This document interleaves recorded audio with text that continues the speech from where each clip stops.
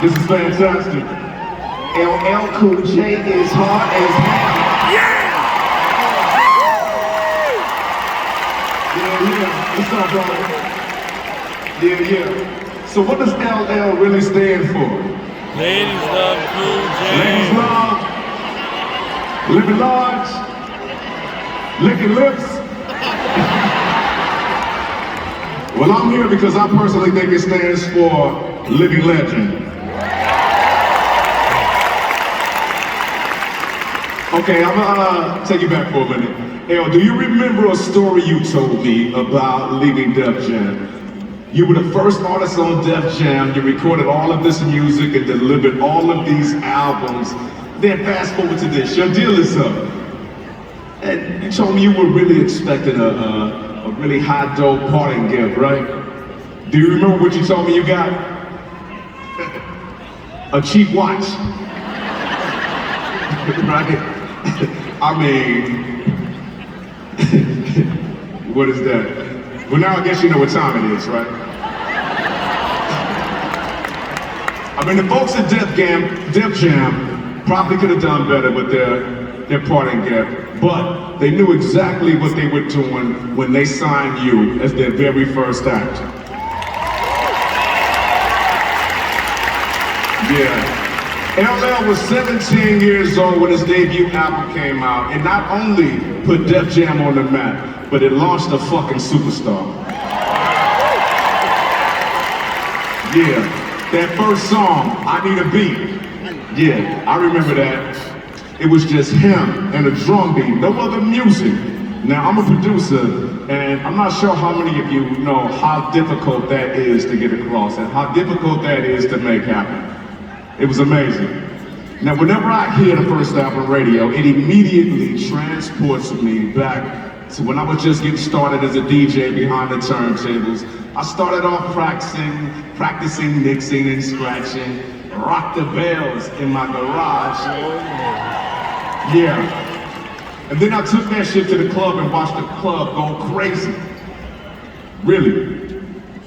LL Cool J gave us 13 studio albums over 3 decades. How about that? And when I reflect on his legacy, the first thing I think about is his incredible range. He went from the sonic brutality of Mama Said Knock You Out, right?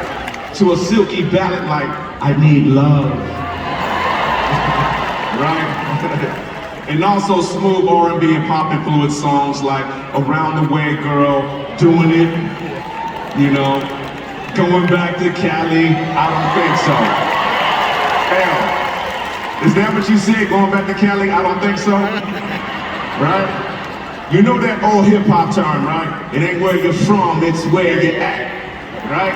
Where do you live now, LL? California.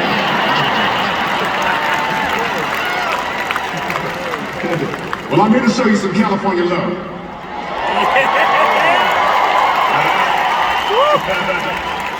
Okay.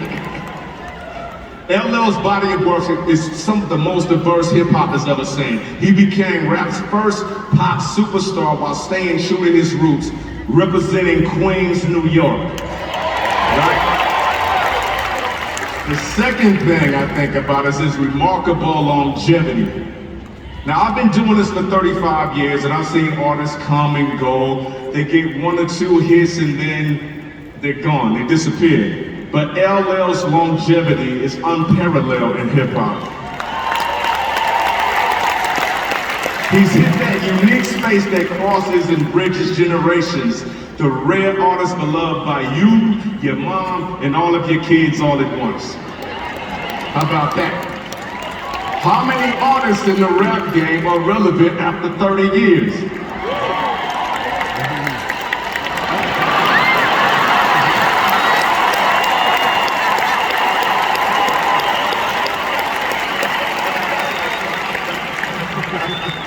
Now, what I've admired most about L is his willingness to push the boundaries of what is possible in hip-hop. He's never been afraid to take risks to evolve his career, and by doing so, reminding the rest of us of our own potential.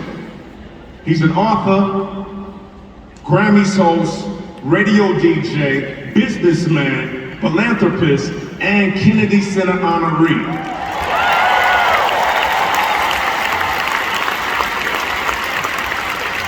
How about this? Most of you don't know this, but LL Cool J termed the phrase GOAT, the greatest of all time. Yes, he's the one that actually came up with that phrase. How about that? Now he's been a devoted husband to his beautiful wife Simone and the father of their 4 children. Okay?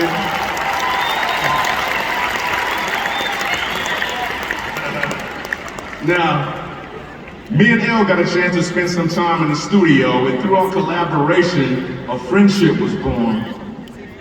Now I remember I was out, I'm not bragging and shit like that, but I was out on a boat on the Mediterranean.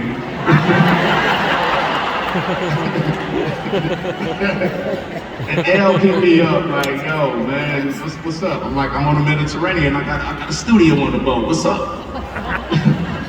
And 2 days later, him and his wife Simone, they showed up on the boat. You know? It was only supposed to be for 3 days or something like that, but it ended up being like a week or so out on the water, and our families got to hang out and we experienced a lot more than music. It was beautiful.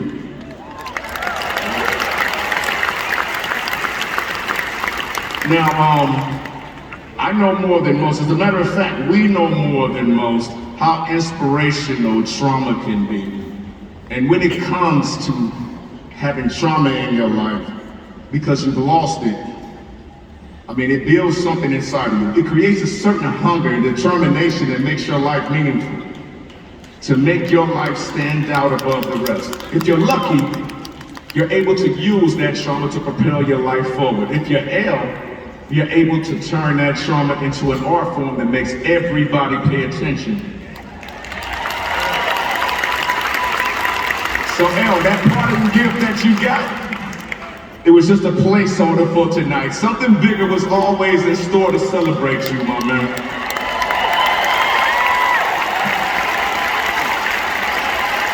So, yeah.